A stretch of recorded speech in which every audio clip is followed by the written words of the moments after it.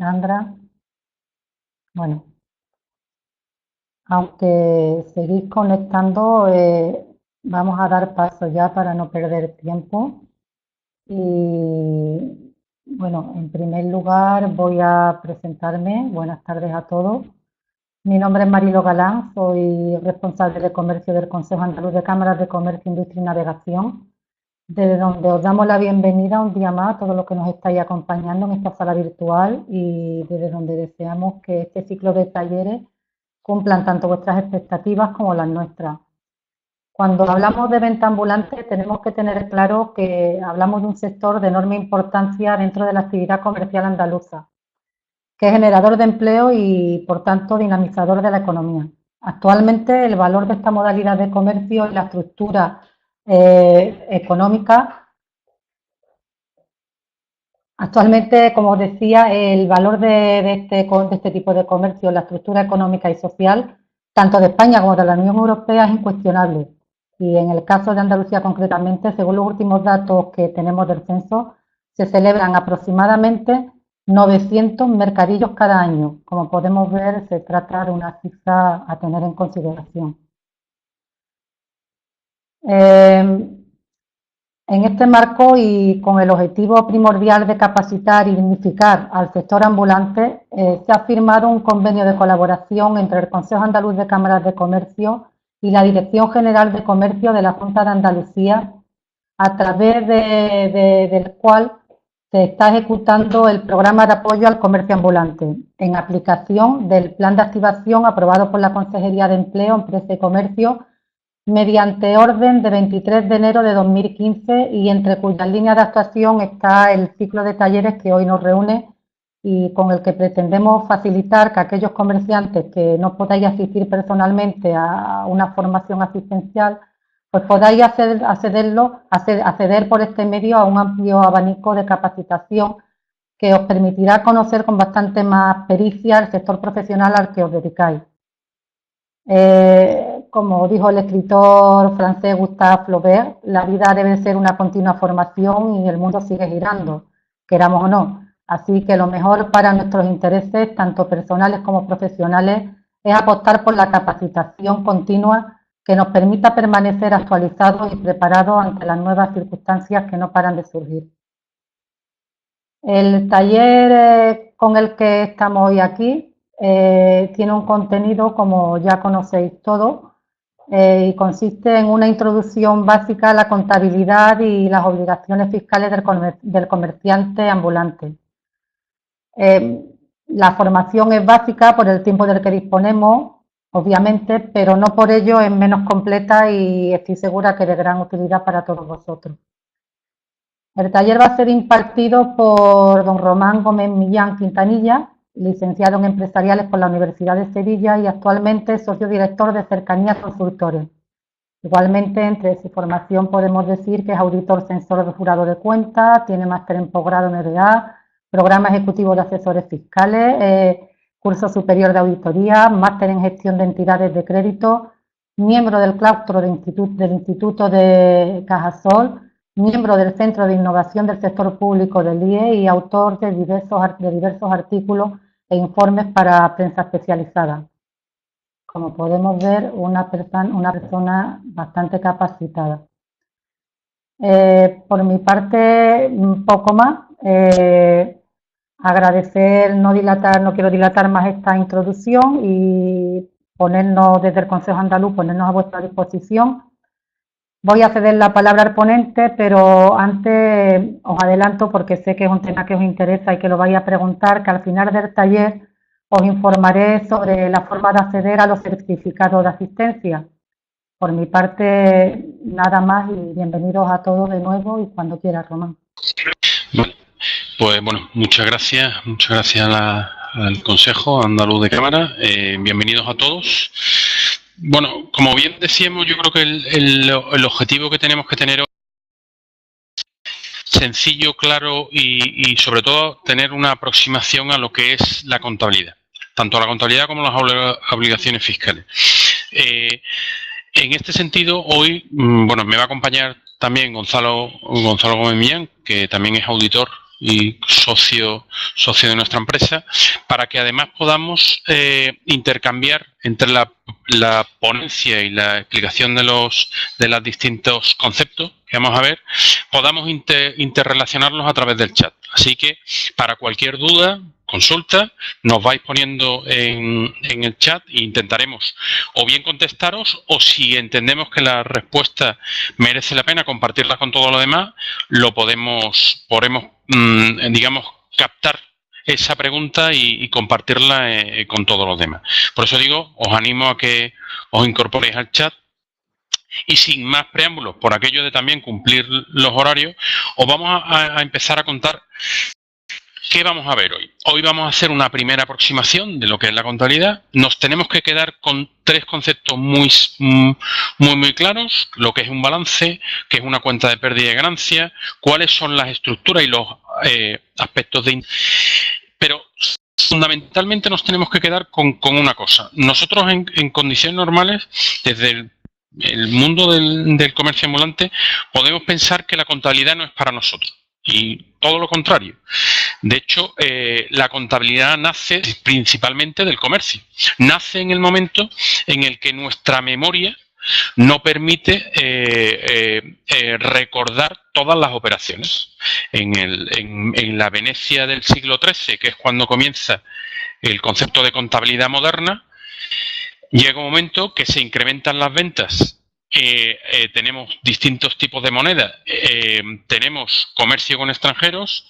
Es el momento en el que tenemos que decir, oye, yo ya no puedo mantener todos mis datos dentro de mi memoria, sino que tenemos que inventarnos un sistema para ir registrando todas las operaciones, toda nuestra actividad comercial. En este sentido, simplemente poneros, cuando nosotros buscamos en la Real Academia de la Lengua el concepto cuadrar, ya nos hace mención a cuadrar las cuentas, al concepto de el concepto de que viene de la contabilidad, de que todo tiene que estar cuadrado, es decir, que todo nos tiene que coincidir, lo que debo con lo que no debo, con lo que tenemos en nuestro balance, que ahora veremos, ¿no? En este sentido, sin decir, oye, ¿qué es la contabilidad? La contabilidad es un procedimiento que lo que hace es registrar todas nuestras operaciones económicas con el fin de saber dónde se han ido, dónde han venido, qué tengo en este momento. Es decir, la contabilidad es una fotografía precisa de la situación financiera que tenemos, ¿vale? Al final, lo que tenemos es, y en el fondo, todo el mundo, aunque no hagamos contabilidad a nivel de normas contables, todo el mundo hace sus propias cuentas y, por tanto, todo el mundo hace su contabilidad. Todo el mundo lleva un registro de esas operaciones económicas, y fundamentalmente por un orden cronológico. La contabilidad lo que hace es generar un marco de trabajo para que sea comparable con otras contabilidades o con otros años, o que nos permita realmente ser una herramienta de gestión. Cuando hacíamos la presentación, decía, oye, la contabilidad es solo para empresas. Yo soy una comerciante ambulante, y esto no es para mí. La realidad es que la contabilidad es para grandes y pequeñas empresas, autónomos, comerciantes, incluso para los países. El Estado español tiene su propia contabilidad. Es decir, no hay una diferencia sustancial entre lo que serían las contabilidades de grandes empresas y de las pequeñas o autónomos. Únicamente que, obviamente, a nivel de Inditex, el grupo Zara, pues tiene muchísimas más operaciones por contabilizar que lo que puede tener un comercio ambulante. Pero las normas y el procedimiento es exactamente el mismo, ¿vale? En este sentido, pues como decíamos, ¿cuáles son las ventajas? ¿Cuáles son las ventajas que tenemos para llevar una buena contabilidad? Principalmente, para llevar una buena contabilidad, el llevar una buena contabilidad nos permite tener una información para tomar decisiones. Porque Hacienda, porque la Seguridad Social, porque otros entes fiscalizadores, llámese un banco, por ejemplo, nos lo va a pedir. Nos va a pedir que cuando nosotros vamos a pedir un préstamo, no es lo mismo presentarle una hoja con un registro que presentarle una contabilidad. Por lo tanto, ganamos credibilidad a la hora de trasladar esa información. Permite informarnos qué es lo que tenemos y qué es lo que nos deben. Sobre todo, permite controlar qué gastos tenemos, qué inversiones. Ayuda a diferenciar, y esto es importante y haremos mucha mención, ahora Gonzalo hará mención a eso, a diferenciar en qué son gastos de la actividad y qué son gastos personales, ¿vale? Del negocio. Negocio versus el socio o la socia de cada uno de los negocios. En principio, una cosa que parece que debería ser conjunta, que es muy difícil de separar, vamos a intentar hoy plantearlo como dos cosas distintas porque lo son. No es lo mismo mi actividad como negocio que mi actividad personal, aunque yo sea un autónomo y mi patrimonio sea el mismo. Lo explicaremos más adelante, ¿vale? Por supuesto, es importantísimo saber cuánto nos cuesta producir o, en el fondo, distribuir un artículo, porque en base a eso podremos saber cuánto le estamos ganando y permite saber cuánto estamos ganando o perdiendo. Es decir, la contabilidad, además de que en determinadas ocasiones nos lo puedan permitir, nos la puedan exigir determinados entes, para nosotros es una herramienta de gestión que es tremendamente útil y nos va a servir para mejorar nuestra cuenta de resultados. Pero, como decíamos antes, nosotros no estamos alejados de la contabilidad. Es decir, esto no es para mí. Os pongo un ejemplo. Todos los que estamos aquí, o prácticamente todos, tenemos una cuenta contable, una cuenta bancaria. La cuenta bancaria, cuando nosotros vamos a pedir un extracto, en el extracto tenemos exactamente el dinero que tenemos en ese momento. Y si tiramos de histórico, podemos saber en qué nos lo hemos gastado o no. Sin saberlo, ya estamos llevando parte del concepto de contabilidad. En ese extracto podemos saber qué dinero tenemos en ese momento, cuánto nos hemos gastado y cuáles han sido nuestros ingresos. Tenemos nuestra contabilidad, entre comillas, en el banco, ¿vale? En ese banco, esa relación que tenemos con el banco nos da ese concepto. De hecho, ahí los propios bancos están desarrollando aplicaciones que nos permitan, a través de esos movimientos bancarios, llevarnos a una contabilidad, ¿no?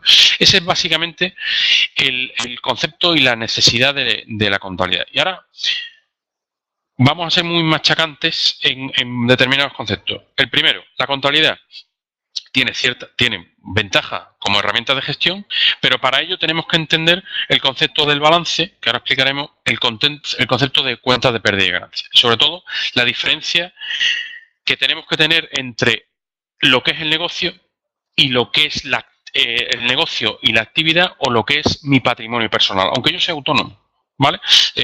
Ahora Gonzalo va a seguir contando lo que es el balance. Vamos a empezar por el primero de los conceptos y yo, si os parece, para cualquier duda o consulta, vamos contestando por el chat. Gonzalo, cuando tú quieras.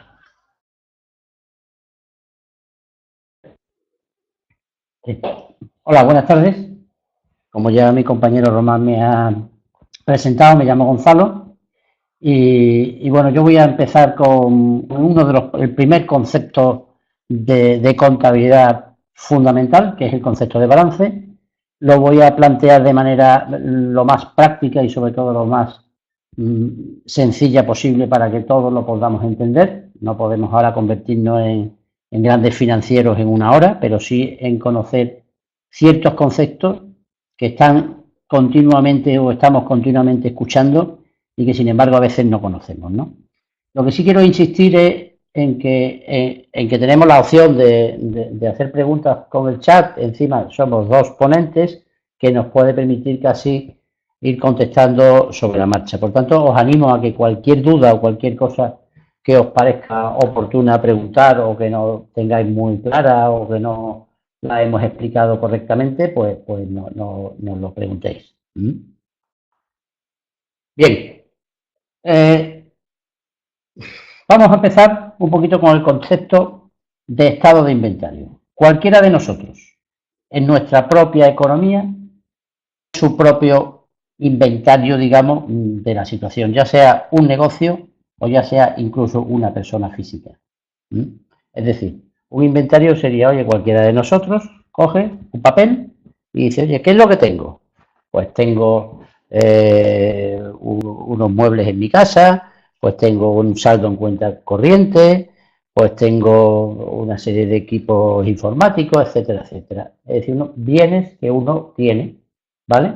Y después se pregunta, bueno, pues, ¿qué debo? Oye, pues le debo al banco la hipoteca de la casa que vale tanto,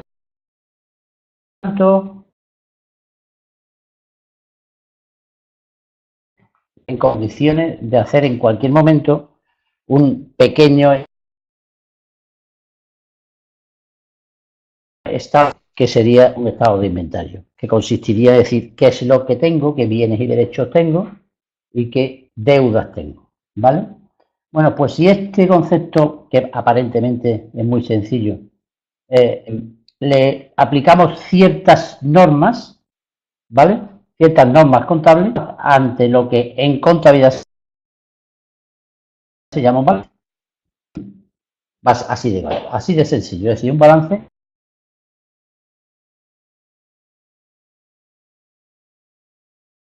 va a ser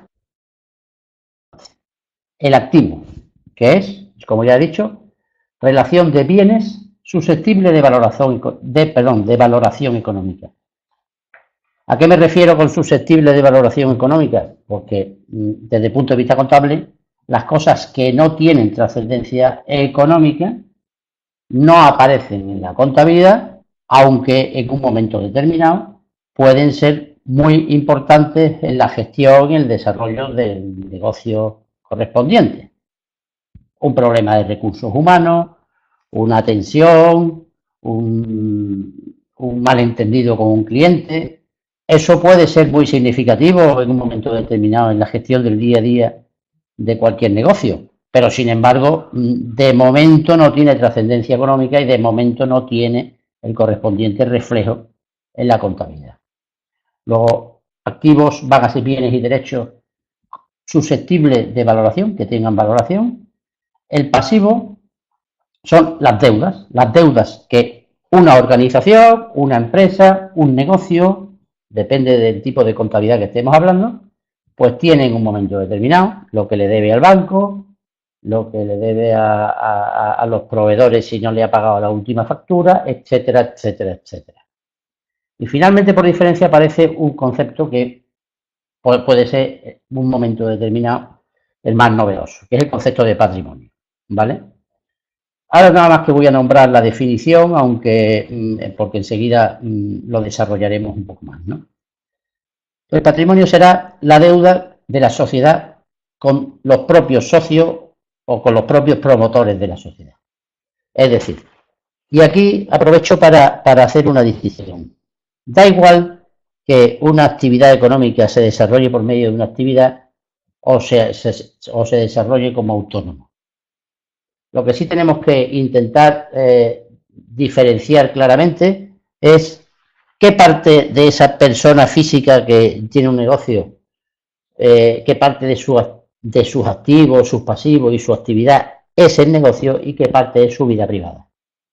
En la medida que seamos capaces de separar la vida y los elementos económicos de la propia actividad económica, pues estaremos ante una contabilidad exactamente igual que si fuera realmente la contabilidad de una empresa. Grande, pequeña, como bien dijo Román, la diferencia entre la contabilidad de una pequeña negocio, una pequeña empresa y una grande, en buena medida, aunque hay algunas complicaciones especiales, en buena medida es el volumen de operaciones.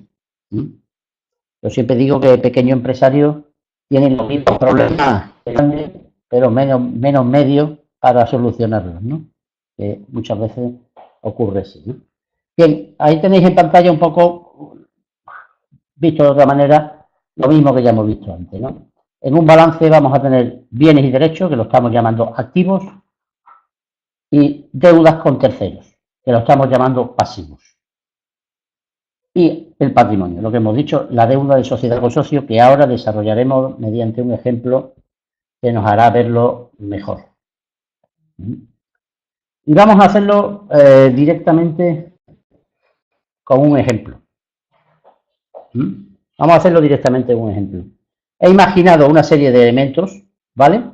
Que, bueno, por seguir un poquito la nomenclatura contable lo llamaríamos elementos patrimoniales, y vamos a intentar aplicar un poquito de sentido y ver si son activos, si son pasivos o si podrían ser ese concepto etéreo que he comentado que es el patrimonio, ¿vale?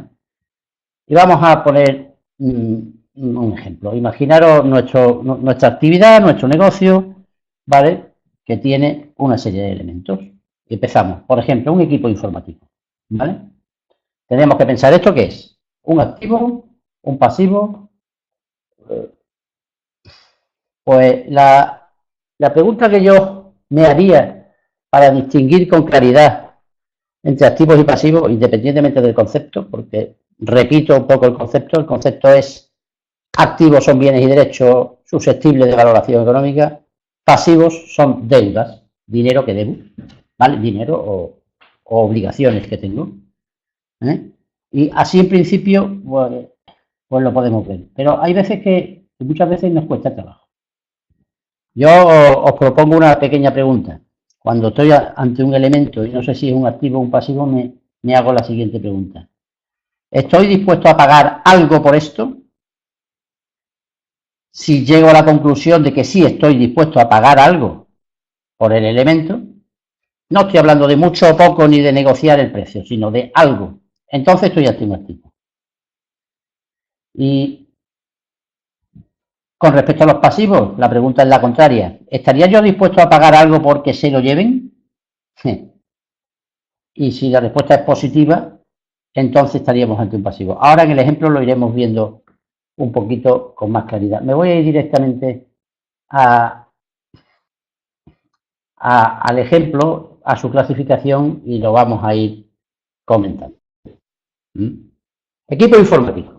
Hemos dicho que tenemos un equipo informático, pues cualquiera de nosotros seguramente tiene que tener su equipo informático para determinadas funciones, etcétera, ¿no? Valorado, nos ha costado 1.200 euros. Bueno, estamos ante un activo, parece probablemente que sea relativamente sencillo entenderlo. Aquí me hago la pregunta que me hacía antes. ¿Estoy dispuesto a pagar algo por ello? Oye, un buen ordenador en condiciones que funcione y tal, algo daré por él, ¿no? Pues entonces estamos ante un bien o un derecho, un activo. También tendría, por ejemplo, una furgoneta frigorífica. Pues si yo tengo una furgoneta frigorífica, evidentemente, de la misma manera que hemos llegado a la conclusión de que el equipo informático es un activo, también sería un bien y un derecho. Y lo pondríamos en la columna de los activos, ¿verdad? La existencia. Luego hablaremos más detenidamente, pero yo tengo una serie de artículos, una serie de productos, ¿vale? Normalmente que están disponibles para la venta y que los dedico para venderlos. Antes de venderlos, cuando los vendo dejo de tenerlos, lógicamente, pero mientras los tengo, evidentemente son bienes y derechos, en este caso bienes, ¿no? Bueno, pues parece que también lo podríamos considerar o catalogar como activos, ¿no? El saldo que tenga yo en la cuenta corriente del banco, pues exactamente igual. En este caso no sería un bien, sería un derecho a que el banco me dé hasta los 3.200 euros que veis ahí en el ejemplo que hemos desarrollado. Y así sería pues con cualquier tipo de activo que tengamos. Si a alguno se le ocurre o tiene alguna duda, pues que lo vaya preguntando, ¿no? Voy a seguir con el ejemplo y aparece aquí, por ejemplo, que hemos planteado una deuda de un préstamo del Banco del Norte que lo tengo que pagar durante los próximos 10 años. Un importe de 7.000 euros. Bueno, parece lógico, esto es una deuda, es lo que hemos definido como pasivo, ¿no? Y voy a hacerme la pregunta que hice al principio para ver en qué medida responde realmente. La pregunta era, ¿estoy dispuesto yo a dar algo para que se lo lleven? Es decir, ¿estoy yo dispuesto a dar algo para que alguien se quede con esta deuda y yo ya no la tenga? Pues parece que sí, ¿no? Pues ahí lo tenemos clasificado como pasivo, ¿vale? Deudas con proveedores. Pues, bueno, yo le he comprado una serie de elementos a los proveedores, normalmente mercancía, por 6.000 euros, como aparece en nuestro ejemplo. Lógicamente, es una deuda que tengo que pagársela, pues lo clasificaré en el pasivo, Y en definitiva, ¿qué es lo que tenemos? Pues una relación de bienes y derechos con una valoración económica que tiene mi empresa, mi actividad. Cuando yo digo mi empresa, da igual que sea autónomo, da igual que sea gran empresa, da igual que sea pequeña empresa. En definitiva, tengo una serie de bienes y derechos afectados a mi actividad y una serie de deudas afectadas también a la actividad, que corresponden a la actividad que desarrollo y que, por tanto, se puede aislar sin especiales problemas. Bien, ahí queda. Siguiente. Bien, ahora vamos a recapitular el ejemplo anterior. Y si nos fijamos, nos encontramos con que los importes, si sumo la cantidad de bienes y derechos o de activos que yo había clasificado previamente, me da 10.500. Sin embargo, si yo sumo las dos deudas que habíamos identificado en nuestro ejemplo de 6.000 y 7.000, me sale 13.000, perdón. ¿Cuál es la diferencia? La diferencia entre los 17.500 y los 13.000 son 2.700. Bien. Aquí es donde entra el concepto de patrimonio que antes no quise explicar precisamente porque estaba esperando este momento, ¿no? Tenemos una actividad que tiene bienes y derechos a la fecha de hoy de 17.500 y tengo deudas por valor de 13.000. La diferencia de 2.700, ¿qué es? ¿Qué es? Pues es lo que podemos llamar la deuda que la sociedad tiene con sus socios. Es decir, con sus socios, sus promotores, ¿no? Si yo vendiera todos mis activos 17.500 y con eso pagara todas mis deudas, que son 13.000, me sobrarían 2.700, ¿verdad? ¿Quién es el que se lleva los 2.700 a su casa? Se los lleva el socio, ¿vale? Se los lleva el socio porque es precisamente el que tiene derecho a llevárselo. Y a eso lo llamamos patrimonio. Entonces, intento recapitular de nuevo. El patrimonio será la diferencia entre lo que la empresa, actividad, sociedad, como queramos llamarla, tiene, el valor de todos sus bienes, menos el valor de todas sus deudas, que en este caso son 2.700. Y estos 2.700 tiene derecho a llevárselo. ¿Quién tiene derecho a llevárselo? El socio. Luego, es una deuda de la sociedad con el socio. Ahí hay que hacer una especie de abstracción donde tenemos la actividad y el promotor de la actividad, ¿no? Y la actividad le debería ese dinero a el socio de la sociedad, el promotor o el dueño de la actividad, sociedad, si estuviéramos hablando evidentemente, de una sociedad mercantil, esta deuda de sociedad con socio es así, es legalmente así y así se clasifica. Si estamos hablando de una actividad de autónomo personal, no existe esa deuda desde el punto de vista legal porque no parecía que tiene sentido deberse dinero a uno mismo, pero sin embargo conceptualmente es lo mismo. Román, si hay alguna pregunta, sí, porque yo no estoy pendiente de las preguntas de interés, le paso a Román para que me atienda alguna pregunta. Bien, aquí plantea, Juan Manuel plantea de dónde sale esos 2.700 euros, esa diferencia, ¿no? Lo que estaba comentando Gonzalo. La realidad es que si nosotros cogemos todo nuestro listado de activos, esto que hemos puesto, el equipo informático, nosotros tenemos un activo, la sociedad o la actividad de 17.500 y le debemos a el banco o a los proveedores un total de 13.000. Esa diferencia es lo que nosotros tenemos de más en derechos en activo y por tanto se lo debemos al socio. En nuestro caso, el socio y la empresa somos la misma persona. Pero sí es verdad que tendremos que diferenciarlo en el sentido de, para nosotros, ese exceso, imaginaros que fuese al revés, que nosotros, nuestro listado de activos, ¿vale?, fuese menor que nuestro listado de deudas, pues nosotros estaríamos en pérdida. Es decir, la sociedad, entre comillas, está en deuda, el empleador, o sea, el socio, le debe dinero a esa sociedad. Al final, pensarlo en un ejemplo normal, en un ejemplo personal. Nosotros hacemos una fotografía de lo que tenemos en nuestra casa y decimos, oye, pues yo tengo una serie de cosas que podría vender en un mercadillo, en un Wallapop o por internet, para pagar una serie de deudas. Si me sobra, mi actividad tiene un patrimonio neto positivo.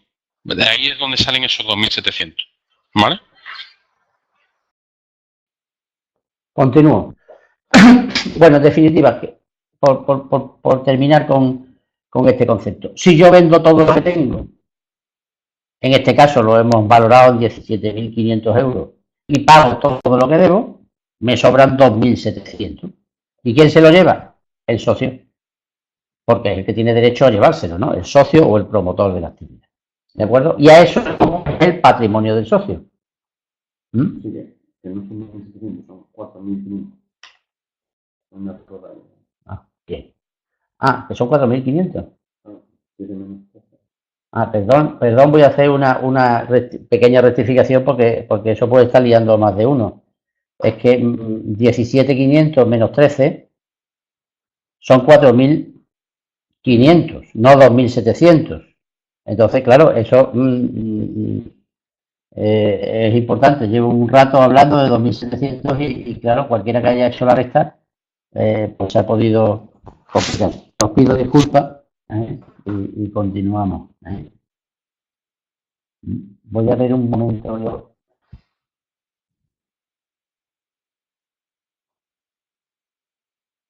Sí.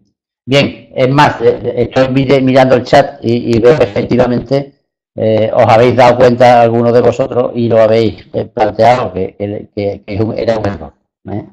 Entonces os vuelvo a pedir disculpas.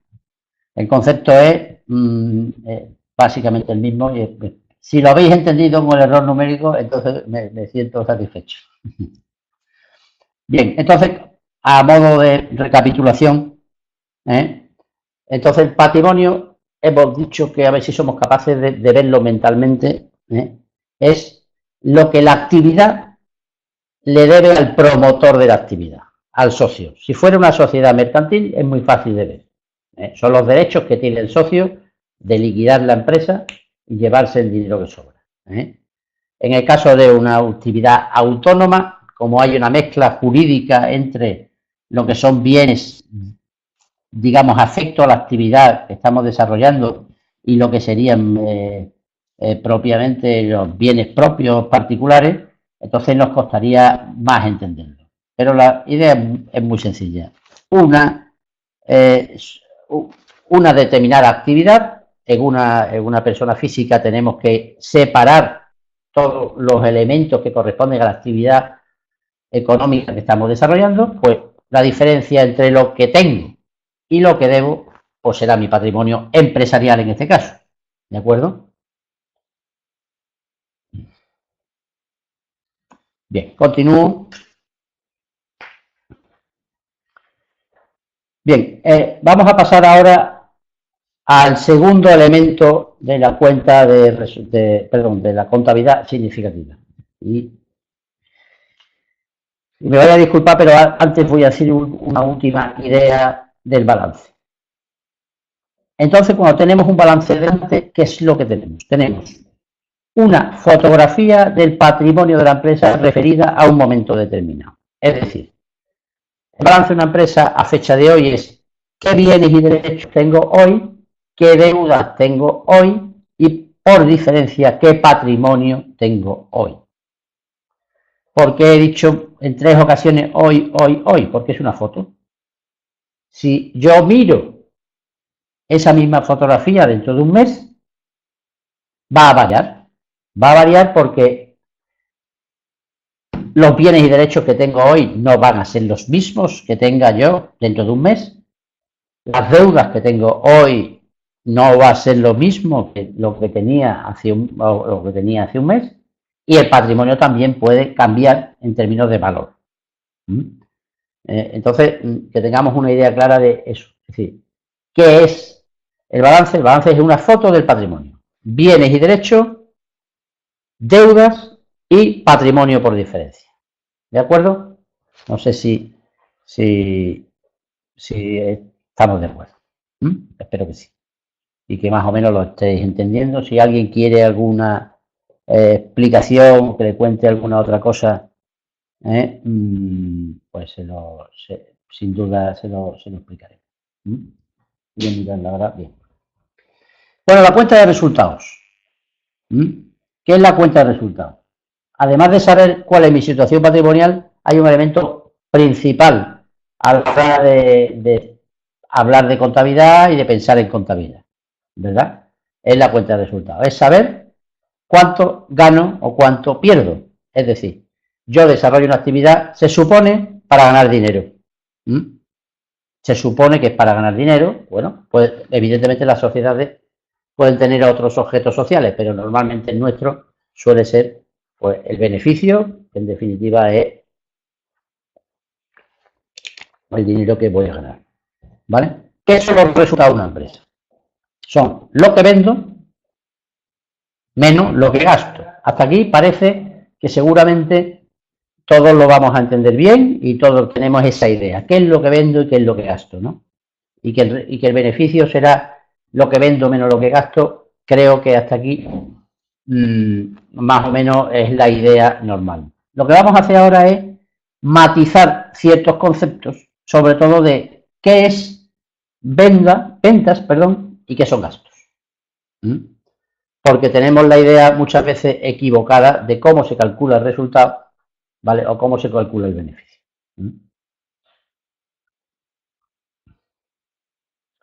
Entonces, el beneficio, para empezar, siempre se mide durante un periodo de tiempo, es decir, normalmente se dice, oye, ¿cuánto he ganado este año? ¿O cuánto gano al mes? ¿Cuánto gano a la semana? Pero siempre lo que hace es un resumen de la actividad de mi empresa durante un determinado periodo de tiempo. A diferencia del balance, como hablábamos antes, que es una foto. Es una foto en un momento determinado de tiempo. Sin embargo, lo que es el análisis o el cálculo del resultado siempre se calcula sobre un determinado periodo de tiempo. Bien, y hemos dicho ya, y lo repito con la idea de matizarlo, ¿no? Que ahí aparece. Los resultados de un periodo están constituidos por los ingresos o las ventas, ¿vale? Que se producen en dicho periodo, menos los gastos, y digo gastos entre paréntesis, aparece consumo de recursos necesarios para obtener dichos ingresos. Es una frase que parece muy fácil, pero es compleja y ahí está la clave del resultado. Y intento explicarlo. Las ventas parece que en principio son menos polémicas y todo el mundo sabe qué es lo que he vendido esta semana, porque uno va un día a vender, 2 días a vender, 3 días a vender y suma el importe total de las ventas que está realizando, ¿vale? Pero las ventas no son beneficios, lógicamente, porque tiene uno que asumir y soportar una serie de gastos. Bien, pues el gasto es consumo de recursos, valor de los elementos consumidos. Y ahora, poquito a poco, lo vamos a ir matizando, mediante, entre otras cosas, con un pequeño ejemplo, ¿de acuerdo? Pero, y antes de empezar con el ejemplo, intento explicar el concepto de consumo de recursos. Voy a poner un pequeño ejemplo. Si yo compro hoy un palet de cajas de leche, ¿vale? Y lo que estoy es vendiendo pues solamente medio palet, yo no estoy perdiendo dinero. El beneficio estará constituido por el medio palet vendido y lo que me ha costado medio palet, no un palet completo. Es decir, tengo que comparar lo que vendo con los recursos, con el valor económico de los recursos que he consumido. No independientemente de que los haya pagado o no los haya pagado. Tenemos aquí un pequeño ejemplo. Yo creo que sobre él lo podemos ir viendo. El ejemplo sería la cuenta de resultados, ¿vale? De un mes. Vamos a establecer un periodo mensual, por aquello de, como he dicho antes, que los resultados se calculan en función de un periodo de tiempo determinado, ¿no? Imaginaros, pues bueno, por lo normal tendré una factura de móvil que corresponde a un mes de 100 euros, por ejemplo, ¿vale? Yo tengo cierto control y sé que he gastado en gasolina 1.050 euros, ¿vale? Seguro anual. Fijaros que tengo ahí un concepto incorporado en el ejemplo, que es seguro anual por 41,67, ¿vale? Normalmente, habitualmente, bueno, depende, todo es posible, pero en este ejemplo es supuesto que es un seguro anual que incluso se paga de una sola vez. Es decir, estoy pagando 41,67 por 12, ¿vale? Que de una vez he pagado un seguro. Pero el seguro, ¿para cuánto tiempo me sirve? Pues me sirve para 12 meses, ¿no?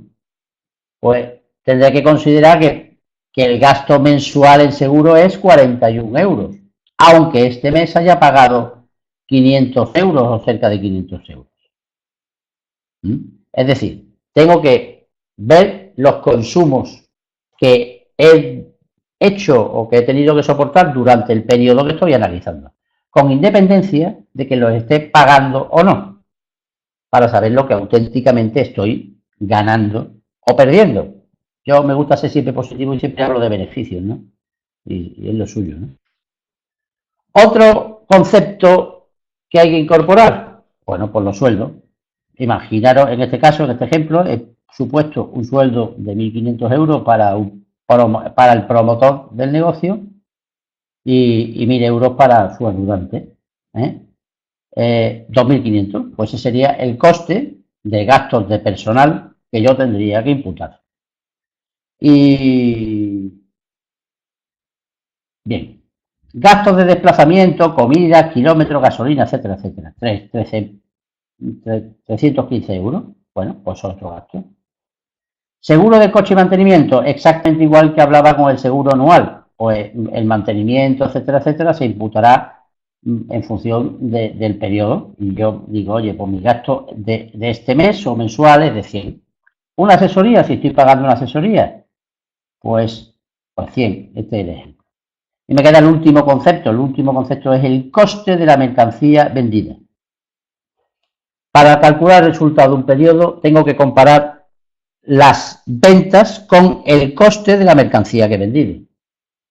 No con la mercancía que he comprado, porque yo he podido comprar mucha más mercancía de la vendida y la tengo almacenada para venderla en el próximo periodo. O puedo haber comprado menos y haber consumido parte de la mercancía que yo tenía en periodos anteriores. ¿De acuerdo? Bueno, pues entonces aquí me aparece que el total de gastos son 15.906,67 en este caso, y por tanto el resultado es 2.093. Importante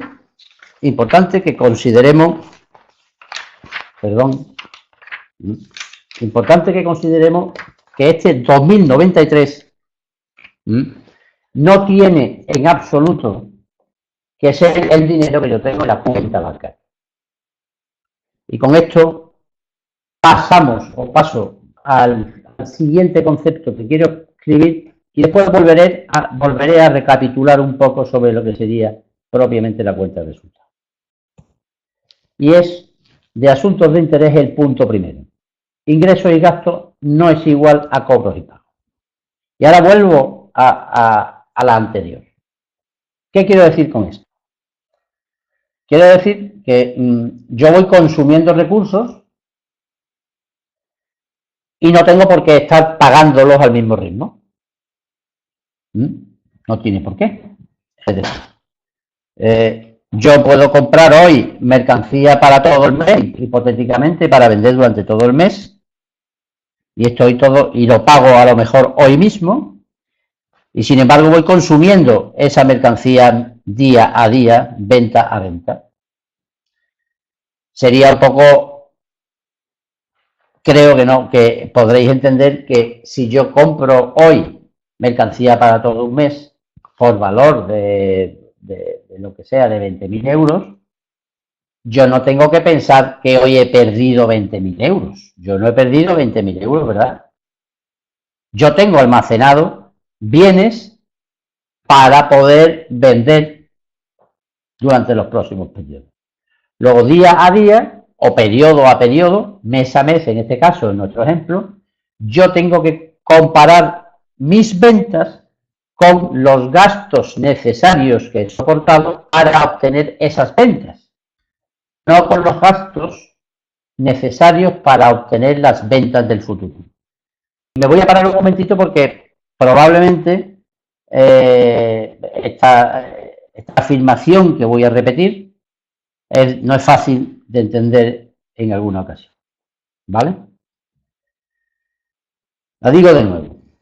Tengo que comparar mis ventas no con los pagos, sino con los gastos necesarios para obtener esas ventas, con independencia de cuando los pague. De forma que, si yo hoy, hombre, hay veces que se parece mucho la tesorería que yo tengo al final del día con el resultado, puesto que si la actividad, y en vuestro caso tiene un componente o casi fundamentalmente de contado, pues entonces las ventas se cobran todas, ¿vale? Pero los gastos no siempre se pagan todos. Por tanto, si yo voy hoy a vendo 4.000 euros y llevaba una furgoneta llena de material, yo no puedo volver a casa diciendo hoy he ganado 4.000 euros, ¿verdad? Hoy he vendido 4.000 euros, le quito los gastos que yo he tenido que soportar, entre otros el coste de la mercancía necesario para obtener esos ingresos. Y la diferencia es el beneficio, que probablemente es el material que yo llevaba en la furgoneta o en el camión, los he vendido, pero estaban pagados y probablemente estarían pagados de antes, pero no significa que hoy haya ganado 4.000 euros. Me gustaría que si alguien no ve un concepto lo preguntara, o Román, tú me dijeras si hay alguna pregunta, porque yo no estoy muy pendiente del... Puedo continuar, ¿no? Bien, entonces, paso ya a la siguiente y de alguna manera recapitulo claramente. Es decir, ingresos son las ventas con independencia de cuánto las cobremos. En vuestro caso, en la mayoría de las ocasiones, va a ser el mismo día porque cobráis gran parte o casi todas vuestras actividades son al contado. Los gastos son gastos cuando los recursos económicos o los recursos que consumo se consumen y no tiene por qué coincidir con cuando los pago. Como he dicho antes, un ejemplo es que yo puedo, estoy gastando teléfono hoy o gastando cuota de teléfono y sin embargo ya la he pagado el mes pasado, ¿no? Entonces, en este sentido, pues es importante que lo tengamos en cuenta. Segundo, compra de mercadería distinto a consumo. Esto ya lo he contado, pero me gustaba dejarlo aquí plasmado con la idea de, bueno, de hacer hincapié especial, ¿no? Las compras de mercadería son las cantidades de mercancías que yo compro, almaceno y guardo y ya tengo dispuestas o en condiciones de ser vendidas. Pero solo se consumen el día que las vendo. Por tanto, solo serán gastos a los efectos de calcular el beneficio que tengo del día que las vendo. Si hay alguna duda o... Pues no sé. Bueno, pues lo que básicamente, sin entrar en grandes detalles, lo que he comentado anteriormente de ingresos y gastos no es igual a cobros y pagos y que las compras de mercadería es distinto a los consumos, en realidad Esto en contabilidad lo llamamos principio o concepto del devengo. Es decir, que los gastos y los ingresos hay que imputarlos en el momento en que estos se producen realmente y no se cobren o se paguen. ¿De acuerdo? Bien, la palabra, lo digo porque el punto 1 y 2 de ingresos y gastos no es igual a cobros y pagos y compras de mercadería distinto a consumo. Es en buena medida lo que en contabilidad llamaríamos concepto de devengo. ¿Vale? Ahora voy a pasar a comentar, bueno, pues algunas pequeñas conceptos y cómo en contabilidad tendría el efecto que podrían tener en contabilidad. Y pongo un ejemplo. Factura no recibida o factura recibida. Si yo hoy, por lo que sea, estoy vendiendo y para vender, pues he comprado material para envolver o cajas, ¿vale? Y me las he llevado, ¿vale? No tengo la factura ni lo he pagado siquiera. Eso, desde el punto de vista de contabilidad y desde el punto de vista de cálculo de los resultados, evidentemente es un consumo, con independencia de que yo haya recibido ya la factura, la tenga o no la tenga físicamente, y por supuesto con independencia de que la haya pagado o no pagado, como hemos visto anteriormente. Siguiente concepto. Diferencia entre gasto e inversión. Realmente no nos hemos parado a hablar de la palabra inversión. Hemos hablado de gastos y hemos hablado de ingresos, de gastos, de activos, de pasivos, pero no de palabra inversión. Y vamos a utilizar la palabra inversión ahora. Una inversión es algo que yo compro, ¿vale? Una inversión es algo que yo compro y voy a poner el ejemplo de una furgoneta, de un vehículo, ¿de acuerdo? Y hemos dicho que el vehículo lo íbamos a considerar como un activo, un bien, un derecho, ¿recordáis? Y aparecía en el balance, ¿de acuerdo? Sin embargo, la mercancía o los gastos de gasolina o los gastos de gasolina que yo en el día de hoy he consumido, lo considero un gasto. ¿Cuál es la diferencia? Que el gasto es un consumo de recursos y por tanto me va a restar, lógicamente me va a restar del resultado, y la inversión permanece en el tiempo. Entonces, ¿qué ocurre? Que al permanecer en el tiempo, al menos de golpe no lo estoy consumiendo y por tanto no se considera una que se reste desde el punto de vista del cálculo de la cuenta de resultados. Paso un momentito a Román porque nos va a hacer algún. Sí, Juan Manuel pregunta si en el caso, vamos a suponer que estamos en la cuenta de resultados de venta.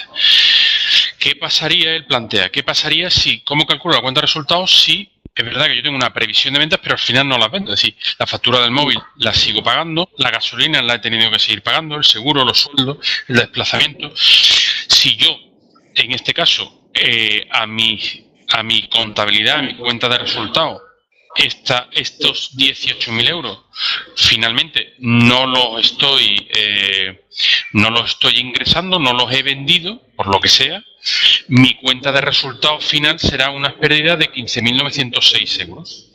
¿Vale? Es decir, esto no, cuando nosotros estamos hablando de ventas y facturas, y lo comentábamos al principio, no estamos hablando de futuribles o de estimaciones, sino son de realidad. Son ventas que sí he realizado, son facturas de móvil, de gasolina, que sí he tenido finalmente. ¿Vale?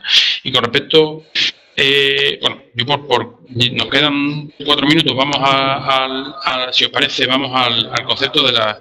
Aquí os hemos dejado las distintas estructuras de balance, ¿vale? Y yo creo que, por lo que hemos visto antes, lo podemos entender muy sencillo. Imaginaros esta vez que nosotros tenemos en nuestro balance el activo con la tesorería, los edificios, estos son nuestro activo, y aquí en el pasivo tendríamos préstamos bancarios y capital social. Lo que nosotros hemos aportado. Es decir, en el momento 1, nosotros hemos aportado 50 unidades que hemos destinado 40 en banco y 10 para comprar un terreno. ¿Qué pasa en el momento 2? El momento 2, que lo podéis ver aquí, nosotros tenemos 35 unidades que hemos hecho para generar construir los edificios que han salido del banco. Por tanto, en el banco nos quedarán solo 5. ¿Qué pasa en el tercer momento? Nosotros pedimos un préstamo de 15 que ingresamos en el banco. Por tanto, en el momento 1, en mi balance, que inicialmente era de 50 de activo y 50 de pasivo, tengo 20 unidades en tesorería, que vienen de 40 que tuve al principio, 35 que salieron para pagar la obra y 15 que se han ingresado por el préstamo. Edificios tengo 35 y en los terrenos tengo los 10 iniciales. Y estos 65 se los debo a un banco, que son los 15 que he pedido, y 50 que le debo a nuestro socio, al socio inicial. Esto puede ser una sociedad o una actividad. ¿Vale? Este es un poquito, ahora contestamos a las dos preguntas que quedaban. Lo digo por ya pasar, si os parece, al tema fiscal. Yo no sé si vosotros tenéis, aquí os aportamos las presentaciones, la estructura de balance. Esto ya es más entrar, digamos, en la contabilidad a efectos del plan general contable. Es decir, la normativa dice que hay que distribuir las cuentas contables y todo mi listado de activo y de pasivo en función de este listado. Yo creo que no es como al ser una aproximación no tenemos que entrar, pero simplemente os lo queríamos mencionar. Si el pasivo hay que ponerlo, en la parte superior hay que incorporar el grado de exigibilidad, es decir, lo que antes me puedan pedir, que normalmente son los proveedores y los acreedores, tienen que estar arriba. En los préstamos que debo a corto plazo, es decir, menos de un año después, los que debo más de un año, préstamos hipotecarios, capital, reserva y demás. ¿Vale? A nivel de las obligaciones fiscales. Nosotros, como desde el punto de vista autónomo, empresa individual o empresario, sociedad limitada, sociedad personal, como queramos, tenemos que empezar con, a nivel general, una obtención, unos certificados digitales, que eso sí os lo recomendamos, supongo que ya los tendréis, pero la realidad es que cada vez nos exigen más tener ese certificado digital electrónico porque nos permite tener un contacto directo con Hacienda, ver qué debemos, qué no debemos, presentar modelos directos, aunque tengamos una asesoría, aunque el certificado lo tenga la asesoría, pero sí es bueno tener esa notificación. Ya no existe ese concepto que pasaba, o sea, ese bulo que contaba, oye, es que como no abro la carta no me van a notificar. No, nos van a notificar sí o sí y por tanto mejor es saber qué es lo que está pasando cuanto antes, porque así podremos poner otro tipo de actuación. Por supuesto, el alta fiscal, el 037. A nivel de impuestos sobre la renta, pues tenemos dos posibilidades. El concepto de módulo, entiendo que la mayoría de vosotros estará en módulo, o la estimación objetiva. Es decir, el módulo es el concepto de... Es una herramienta que en su momento generó Hacienda. Si, oye, yo no puedo controlar determinados tipos de negocio, puesto que después tendría que fiscalizarlo y hacerle muchas inspecciones para después poder controlar muy poco dinero, no tienen una cantidad. Entonces ellos lo que han dicho, el comercio es uno de los ejemplos, los restaurantes. Sí, bueno, si usted tiene un restaurante y tiene no sé cuántos metros hacen una estimación y por no sé cuántos metros de barra, pues paga usted, le estimo que va a ganar esta cantidad y por tanto va a tener que tributar por este módulo.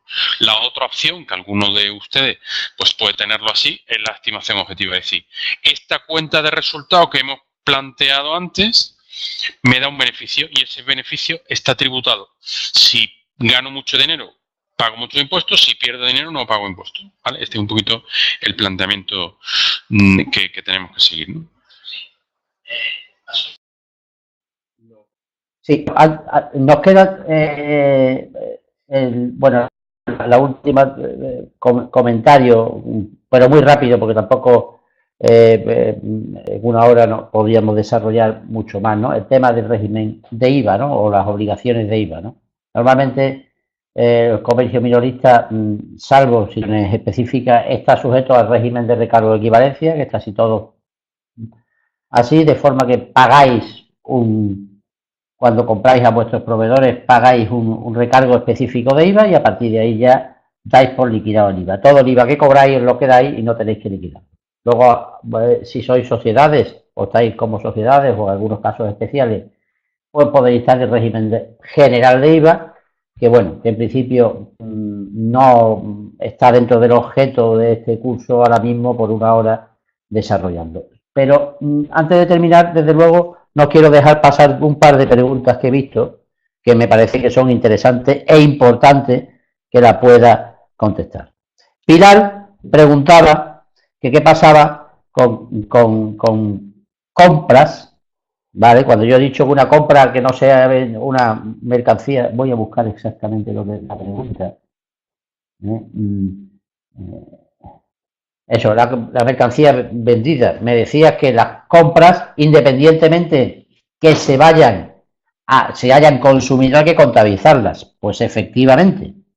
Pero una compra, en la medida en que, no voy a entrar ahora en el juego contable exacto, porque no es el objeto, ¿no? Pero una compra, en la medida que no haya sido consumida, me vuelvo al concepto de balance y os diré, ¿dónde está? Pues está en el activo como bienes y derechos.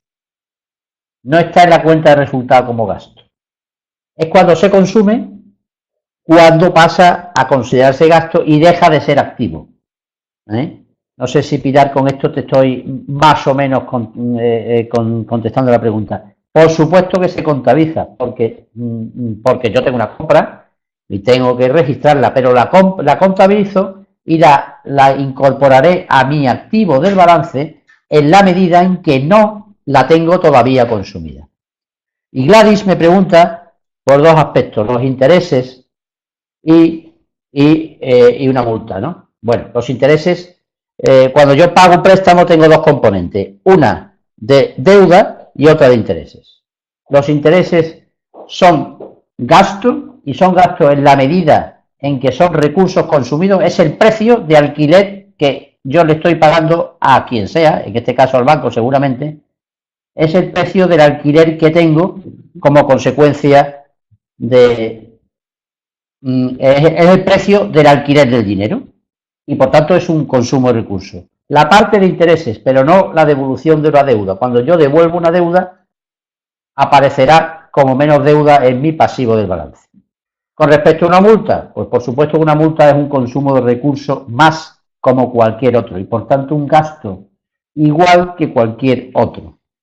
Otra cosa es la consideración, y te lo dejo un poquito en el aire, es la consideración que desde el punto de vista fiscal Hacienda te permita de poder, digamos, aprovechar las ventajas fiscales que los gastos nos generan. Y te Hacienda te dice, mire usted, los gastos computan a los efectos de deducibilidad y de disminución de los impuestos a pagar. Y te dice, bueno, pero las multas no. Pero es una consideración fiscal. Desde el punto de vista económico, una multa es un gasto como el alquiler de la oficina. Desde el punto de vista fiscal, no tiene esa consideración. ¿Vale? Y bueno, yo por mi parte, no sé, Román, si queda por ahí alguna preguntilla. Bien, entonces por mi parte, daros las gracias a todos. Espero que os haya aclarado algunos conceptos básicos, como ya hemos dicho, balance, fotografía de la situación patrimonial de la empresa, resultados son los beneficios recogidos durante un periodo analizado, y patrimonio es la deuda o la deuda que tiene la sociedad con eso. Yo, si habéis quedado con estos tres conceptos, ya me daría por satisfecho, y luego algunas inquietudes que os haya podido despertar, que también puede ser importante. Os paso a Román para que se despida de vosotros y muchísimas gracias a todos. Bueno, ya por cumplir el horario pasamos a María Dolores, que y bueno, agradecer a Gonzalo, agradecer a la cámara y esperamos que que esto haya sido esa pincelada que os haya servido y hayamos contestado las dudas, ¿no? Así que muchas gracias y nos vemos en la próxima.